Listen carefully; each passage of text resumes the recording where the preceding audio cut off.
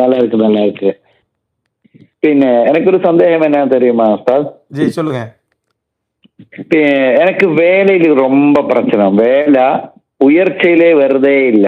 எந்த டைமில் வேலை செய்தாலும் காசு கையில் வருதே இல்ல. கஷ்டகாலம் மட்டும்தான் இருக்கு. சரி. வேலை செய்துட்டே இருக்குது. ஆனா காசு இல்ல, வருமானம் இல்ல.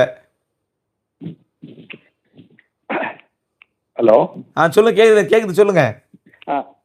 அப்போ ஏதாவது ஒரு குர்ஆன்ல இருக்குது ஏதாவது சொல்றேன். அதாவது எப்ப பார்த்தாலும் வேலை செஞ்சுட்டே இருக்காரா, ஆனா வருமானம் இல்லையா?